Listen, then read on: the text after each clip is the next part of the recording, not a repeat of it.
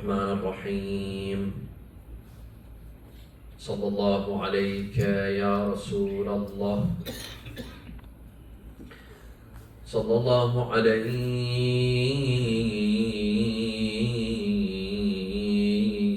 يا سيدي ويا مولاي يا أبا عبد الله يا رحمة الله الواسعة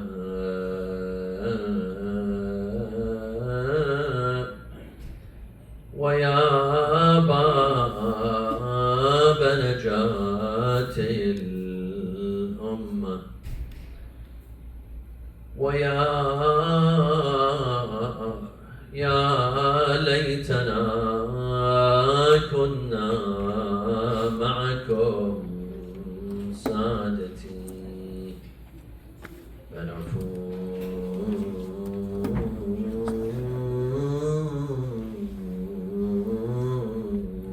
فوزا عظيما.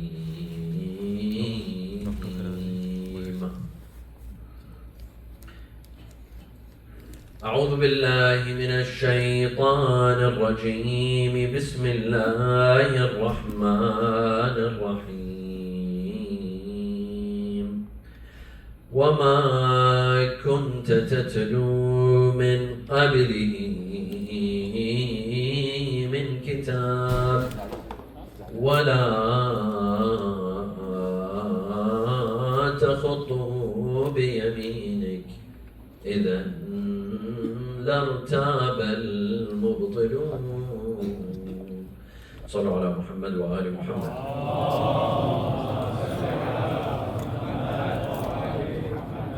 Being illiterate is obviously a setback. It's a vice. It's not a virtue. Not knowing how to read and write, this is not something to be proud of. No one takes pride in not knowing how to read and not knowing how to write, especially if it's a leader. If it's someone in a leadership position, leading a nation, for him to be illiterate, not to know how to read and write, this is obviously a vice. It's not a virtue. For example, we would never vote for an illiterate president. On second thoughts, maybe we would. We would never give our daughter to someone who's illiterate. We would never follow a scholar who's illiterate, that does not know how to read and write. This goes without saying. This is a given, that illiteracy is a setback.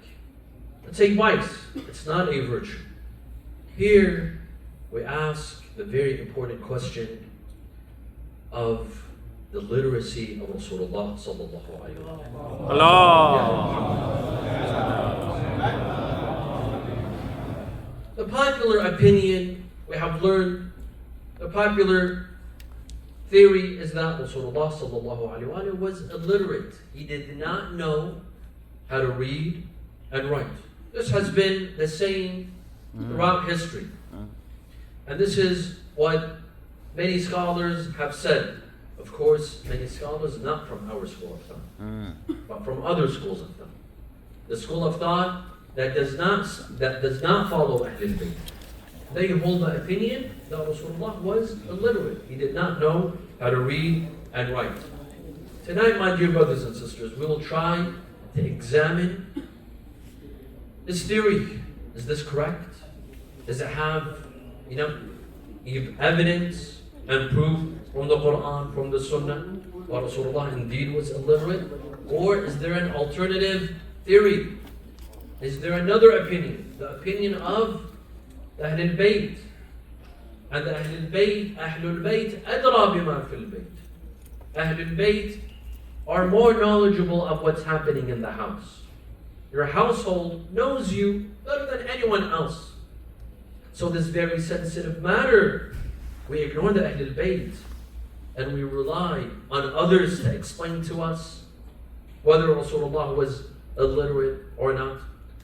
There are two other opinions, two other theories that we will examine tonight. Altogether, there are 3 opinions and 3 theories on the literacy of Rasulullah sallallahu alayhi wa sallam. Tonight,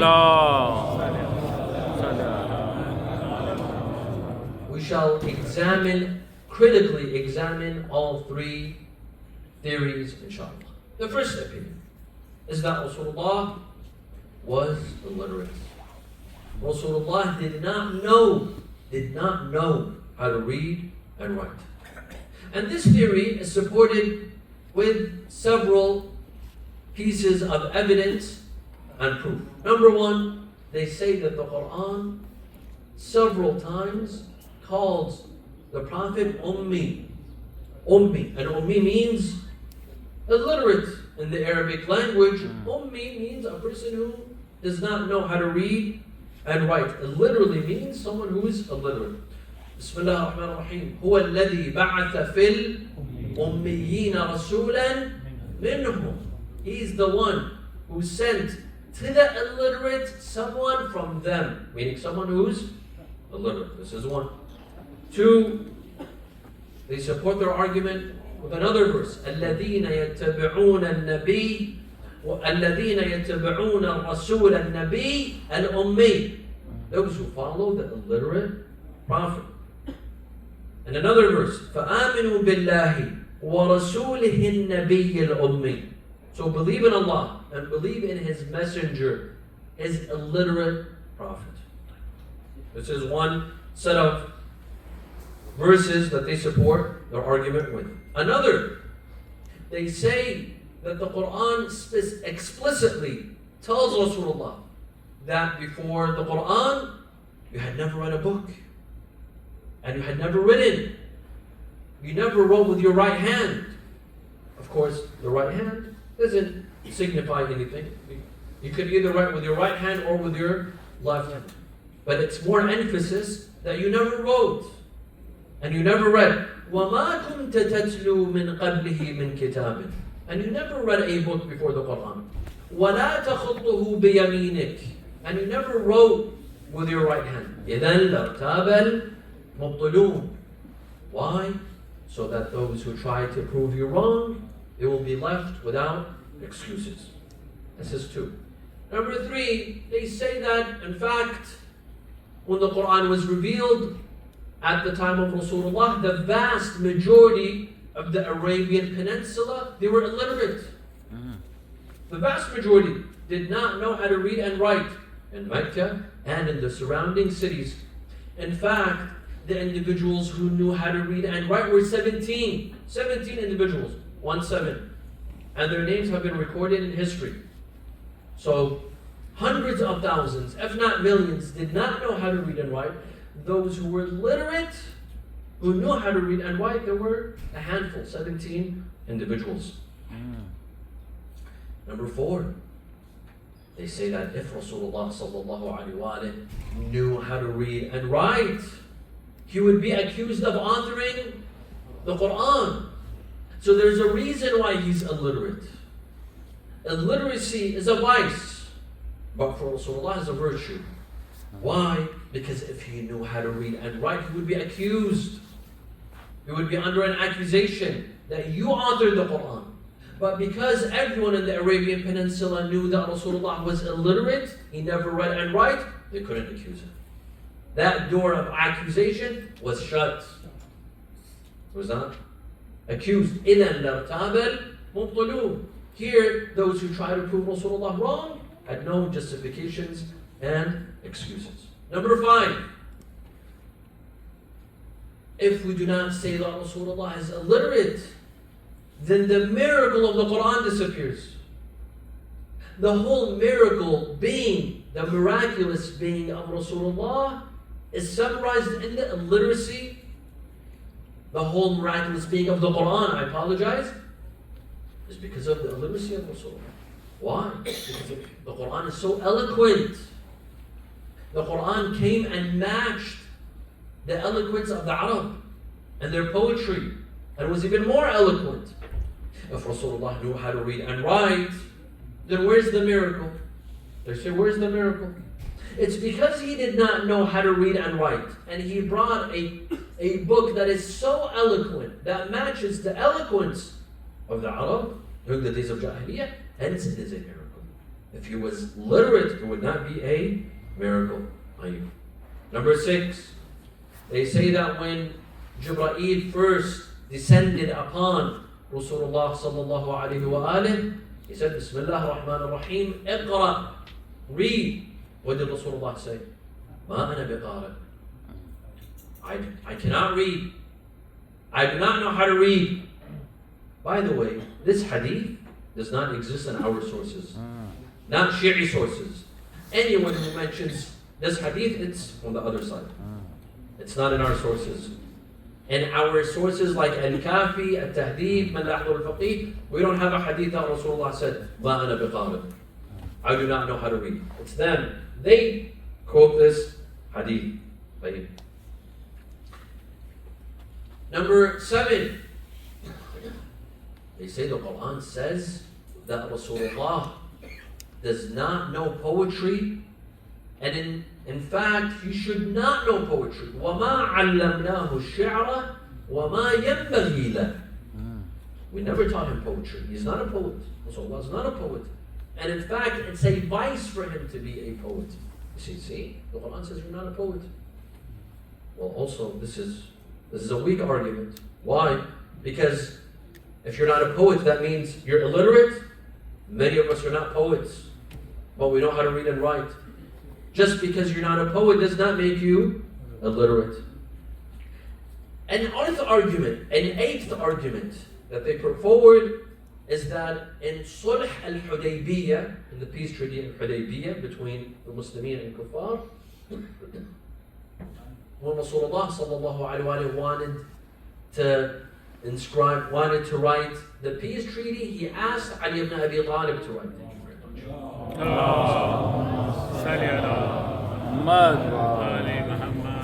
He asked Ali ibn Abi Talib to write. He didn't write himself. If he was literate, he would have wrote the peace treaty. Why ask Ali ibn Abi Talib? Of course, this is a weak argument as well. Why? Because Rasulullah was delegating. It doesn't mean that he did not know how to read and write. Rasulullah is the commander. He's the commander-in-chief. He's the leader. It's something very natural. It's something very normal for him to delegate. And by the way, in Sulh al-Hudaybiyah, when they were writing, Rasulullah was dictating to Amir al-Mu'mineen what to write. He said, write, هَذَا مَا صَلُحَ عَلَيْهِ رَسُولُ اللَّهِ. Write that this is a peace treaty between Rasulullah. The Mushrikeen said, hold on a second. Who's Rasulullah? If we accepted you as Rasulullah, we would not be having this issue. Rasulullah said, okay. Cross it out and write, هَذَا مَا صَلُحَ عَلَيْهِ مُحَمَّدٍ.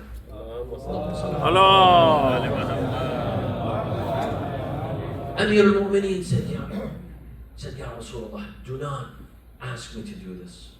Do not ask me to erase your name. How can I erase your name?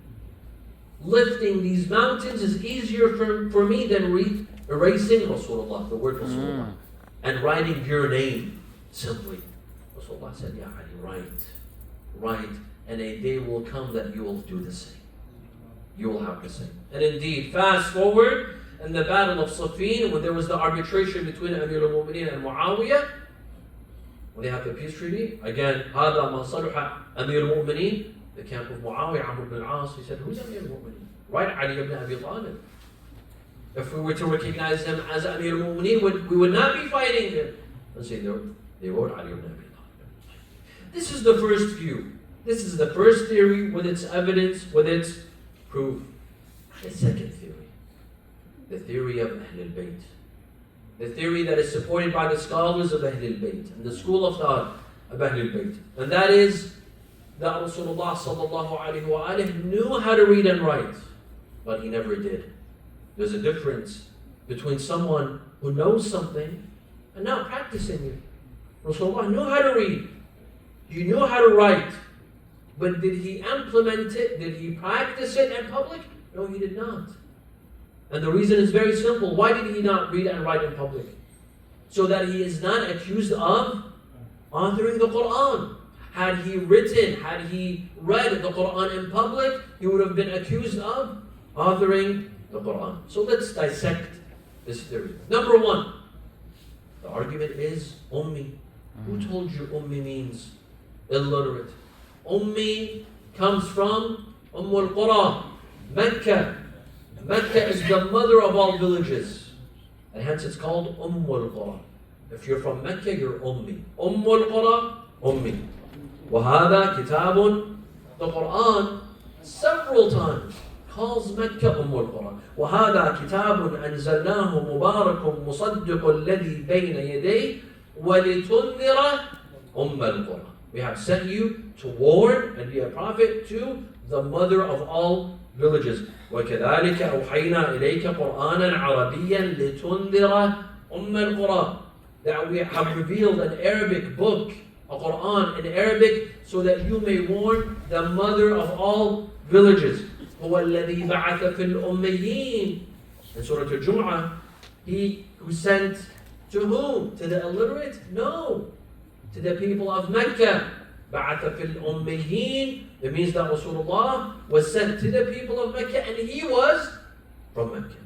وَالَّذِي بَعَثَ فِي الْأُمِّيِّينَ رَسُولًا مِنْهُمْ. Rasulullah was from Mecca. Rasulullah was from Quraysh.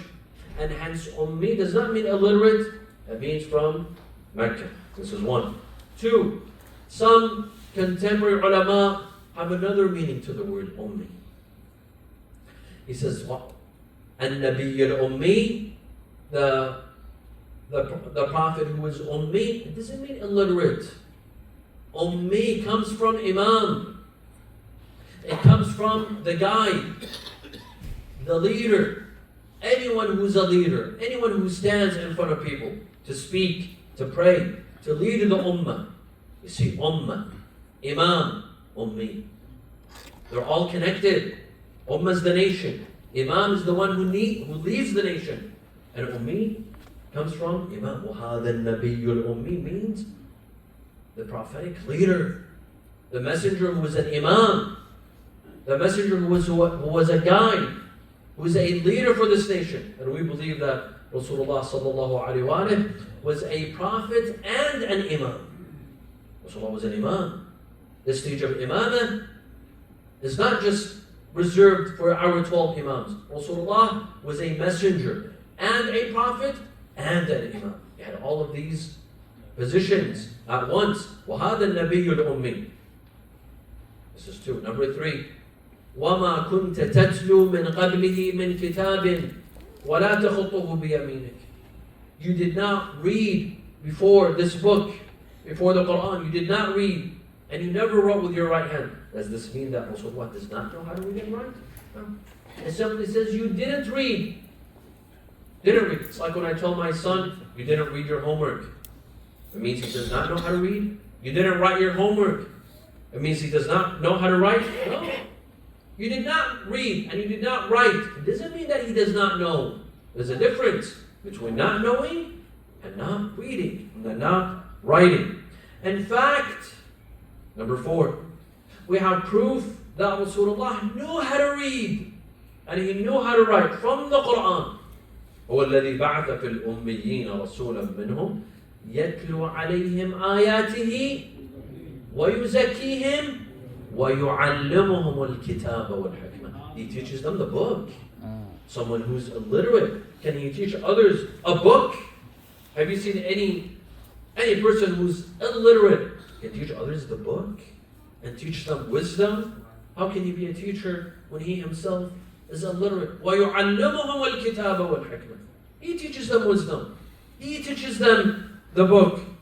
How can he be illiterate? Here we have a hadith in Ilal al-Sharaya by Sheikh al-Saduq. This is a magnificent book. I don't know if it's been translated to English or not. I wish that it's translated to English. It's an amazing book. Ilal al-Sharaya is basically, al-Imam, most of the narrations are on the authority of Imam al-Rida, and he gives justifications for the Sharia. Why do we pray on Dhuhr 4 times and in Maghrib 3 times? And why do we do Tawaf 7 times? And why? It's basically an answering the questions of why. Here, And Imam al-Allah is asked, why is Rasulullah called Al-Ummi? So Imam al-Allah, he tells his companion, tell me, what are others saying? What do you mean? What does he mean by others? Meaning the other schools of thought. So he told him that others say Ummi means illiterate. He does not know how to read, and he does not know how to write. Imam al-Allah says, كَذَبُوا عَلَيْهِمْ لَعْنَةُ اللَّهِ. They are lying. May Allah curse them. Do you see how offended Imam al-Allah became? He said, they are lying. May Allah curse them. أَنَّا ذَلِكَ وَاللَّهُ يَقُولُ فِي مُحْكَمِ كِتَابِهِ. How is that possible when Allah says, هُوَ الَّذِي بَعَثَ فِي الْأُمِّيِّينَ رَسُولًا مِّنْهُمْ يَتْلُو عَلَيْهِمْ آيَاتِهِ وَيُزَكِّيهِمْ وَيُعَلِّمُهُمُ الْكِتَابَ. You see, the Imam refers to this verse. He says, how can he be illiterate when he was sent to teach them the book? When he was sent to teach them literacy. Rasulullah, the one who came and said, طَلَبُ الْعِلْمِ فَرِيضَةٌ عَلَى كُلِّ مُسْلِمٍ وَمُسْلِمَةٍ. That seeking knowledge is an obligation upon every Muslim man and woman. He himself does not know how to read and write. Does that make sense? A religion that came to uplift people intellectually. A religion that came and had so many intellectual contributions.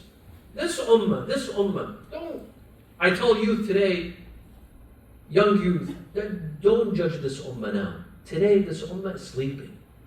This ummah now, it's in slumber. We're behind. But previously, this ummah achieved.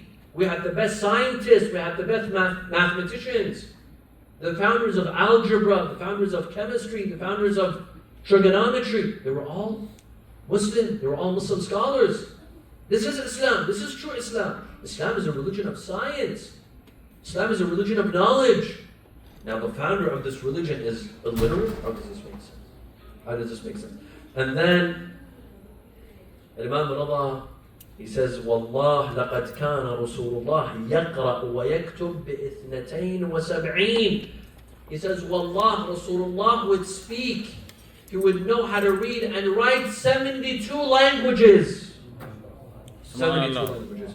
أو قال 73. The narrator says, I don't know. Did Imam al-Allah say 72 or 73?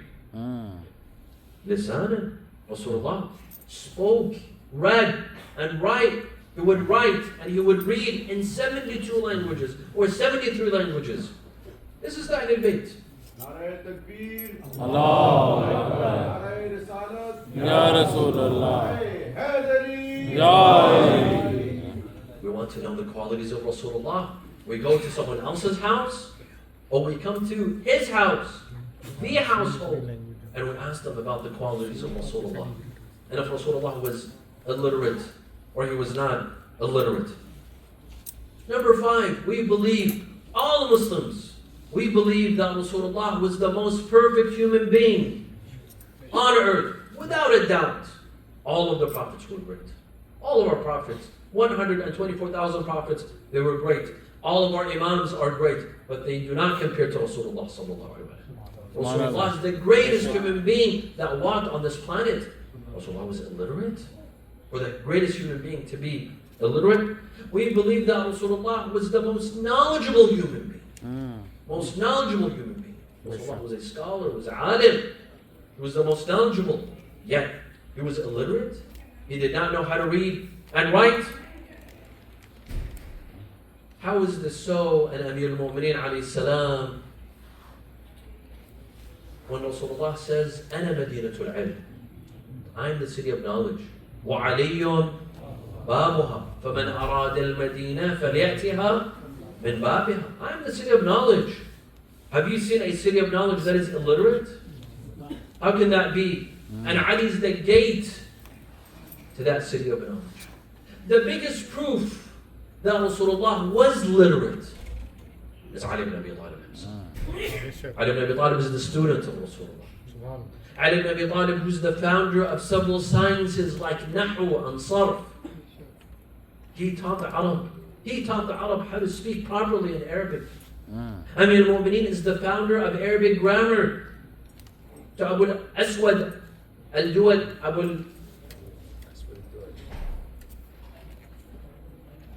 One of the companions of Amir al-Mu'mineen. He taught him.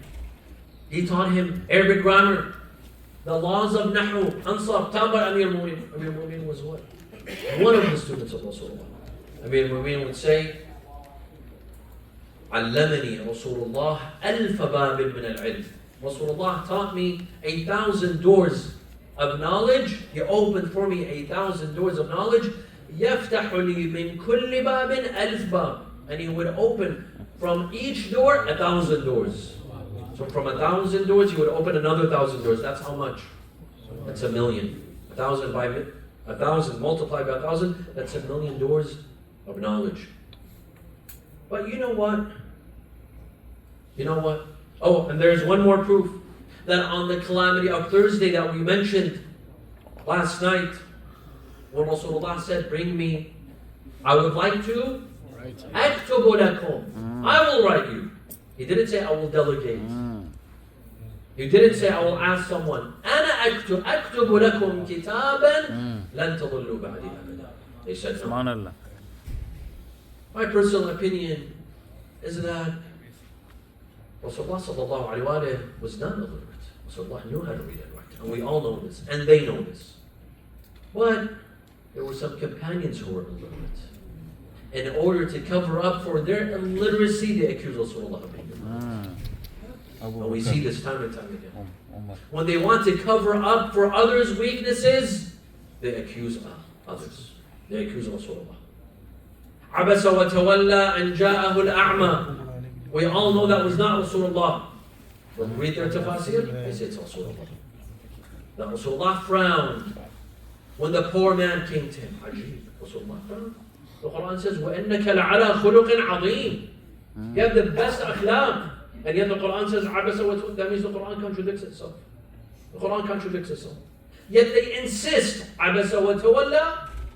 This is Rasulullah. Rasulullah frowned. But we know it's not Rasulullah. It was someone else. It was one of his companions. It was one of his companions. It was others that were illiterate, that did not know how to read and write. It wasn't Rasulullah who said, لَوْلَا عَلِيٌّ لَحَلَكَ. Because time and time again, as Sayyid Abdul Hussein Sharafuddin in his book, Al-Ijtihad wal-Nas, Al-Nas wal-Ijtihad, he says that Khalifa, he said this statement over 90 times. That if it wasn't for Ali, I would have perished. If it wasn't for Ali, I would have perished. لَوْلَا عَلِيٌّ لَهَلَكَ. And by the way, this in itself, this is kufr. This in itself is kufr. Because he doesn't say if it wasn't for Allah. This is in itself is kufr. This is in itself is ghulu. So who's illiterate? Who's illiterate? Well, because they want to cover up for the illiteracy of others. He was asked, وَفَاكِهَةً وَأَبَّا. وَفَاكِهَةً وَأَبَّا. What does Abba mean? This is in the Quran. وَأَبَّا. What does it mean?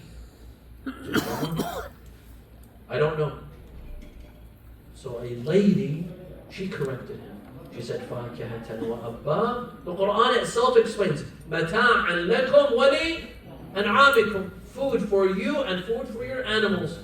Fakiha, fruits for you. Abba is food for your animals. So he said, كُلُّ النَّاسِ أَفْقَهُ مِنْكَ يَا. So and so. حَتَّى النِّسَاء. Everyone is more knowledgeable than you. Oh, fulan, and he mentions his name. Even women. Actually, even women? What do you mean by that? What are misogynists? As if women can't be more knowledgeable than you? You see the misogyny in this statement? That everyone is more knowledgeable than you, including women. I could be assured that all women were more knowledgeable than him. All men and women. What sort of misogyny is this? That he looks at women as if, even women are more knowledgeable than him. This is ridiculous. We have a third opinion, my dear friends. And this is in some ahadith. That Rasulullah sallallahu alayhi wa alihi wa sallam,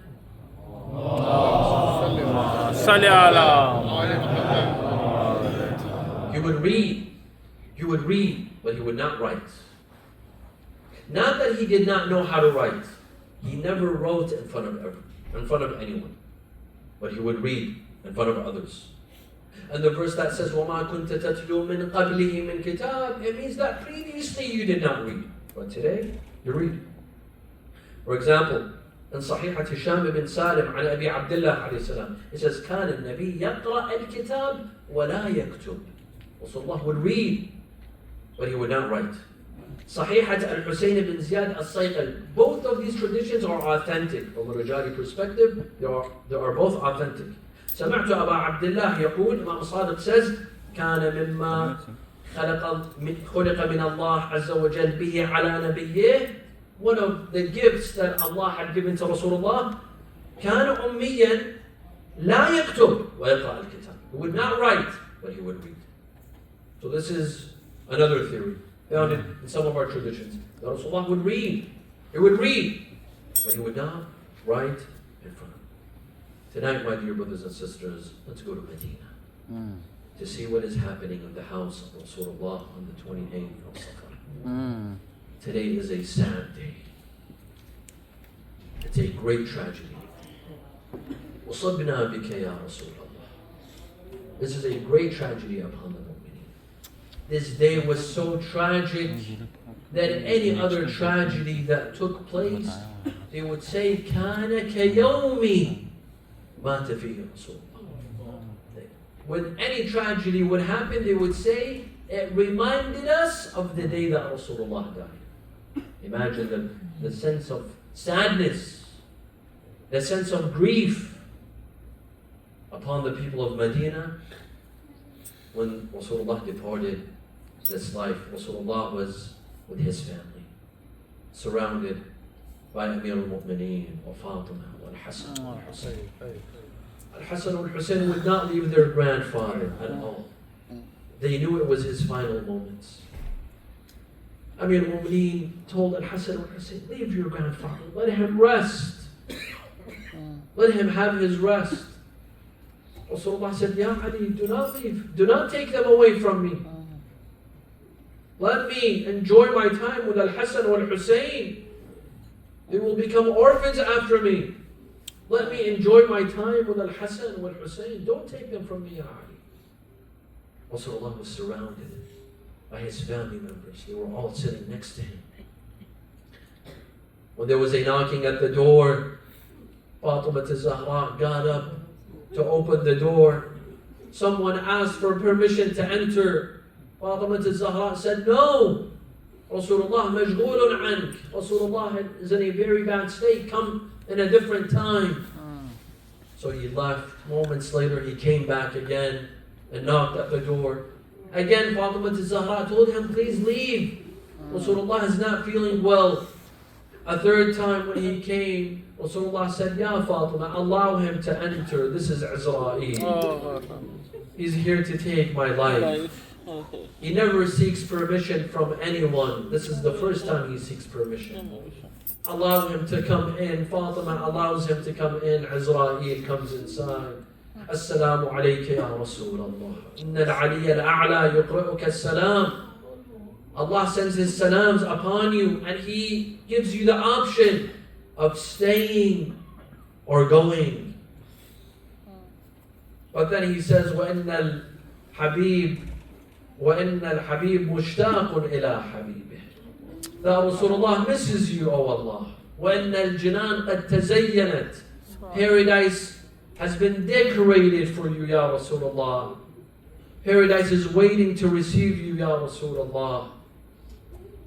What do you decide? What option? He said, I miss my Lord even more. Take my life, Ya Azrael. Rasulullah turns towards the Qibla and he says, Ashhadu an la ilaha illallah. Azrael begins to take the life of Rasulullah. Rasulullah finds pain in this process. He tells him, Ya Azrael, is this how you take the lives of my ummah? He said, Bala, Ya Rasulullah, and it's even worse. There's a lot more pain for the ummah. He said, Ya Azrael, shaddid alayya wa khaffif ala ummati. Make it harder for me and make it easier upon my ummah. Even in his last moments, Rasulullah would think of his ummah. Think of his people. Rasulullah kept on praying for shafa'ah. This was his only desire, his final desire, that Allah gives him shafa'ah so that he may intercede for his ummah, for his nation. Jibreel comes down. Rasulullah tells him, Ya Jibreel, you leave me in a moment like this? In a moment like this, you abandon me. He said, Ya Rasulullah, I was not given permission, but now I've been given permission to come. Allah sends His peace and blessings upon you. And He says, وَلَسَوْفَ يُعْطِيكَ رَبُّكَ فَتَرْضَى. Allah shall give you until you are satisfied. Meaning Rasulullah was granted shafa'ah, the authority of shafa'ah for his nation. Rasulullah his forehead started sweating. Amir al-Mu'mineen was close to him. He held Rasulullah's hand, he held Rasulullah's head to his chest until the soul of Rasulullah departed. And Rasulullah's head was in the chest of Amir al-Mu'mineen. Amir al-Mu'mineen said, I felt the soul of Rasulullah depart, and I put it on my face, and his soul ascended to the sky. Wa Muhammadah, Wa Muhammadah, Wa Muhammadah. Rasulullah left. I say, Ya Rasulullah, you left this ummah and you left next to Amir al-Mu'mineen and Fatima al-Zahra. But do you know what happened on that day? Do you know what they did to your daughter Fatima al-Zahra that same day? Ya Rasulullah, you were not even buried yet. They come and they gather wood and fire next to your house and they threatened to burn down the house. They told that man, do not burn the house. Do you know who's in the house? Fatima al-Zahra in the house. He said, قَالَ وَإِن. So what? Even if Fatima's in the house, I will break down the house and burn it. They broke down the house. They attacked the house. Fatima al-Zahra was standing in between the door and the wall. They crushed Fatima. And she aborted her fetus. They go inside the house, they put ropes in the neck of Amir al-Mu'mineen and they start dragging him. Ahl-e-Bait Khaybar, this champion, was dragged into ropes and he was taken to masjid to give allegiance forcefully. I conclude by saying this, that Shaykh Abdul Zahra al-Ka'bi, one night he saw Fatima al-Zahra, he saw Al-Hasan al-Hussein in his dream. And they said, Ya Shaykh, you've recited Masa'ib all your life, but you have not recited our Musibah. Recite our Musibah. He said, my masters, all my life I've been reciting your tragedy. Aba Abdullah, Imam al-Hasan, I've been reciting your tragedy. They told him, no, there's one tragedy that you've never recited. We want you to recite. He said, what is that tragedy? They said, the day that they attacked our house and they crushed our mother Fatima between the wall and the door and they dragged our father with ropes to the masjid. We were kids, we were 6 or 7. We did not know what to do, whether to stay with our mother Fatima or go after our father Ali to the masjid. Inna lillahi wa inna ilayhi raji'un. وسيعلم الذين ظلموا أي منقلب ينقلبون والعاقبة للمتقين. يا حسين يا حسين يا حسين يا حسين.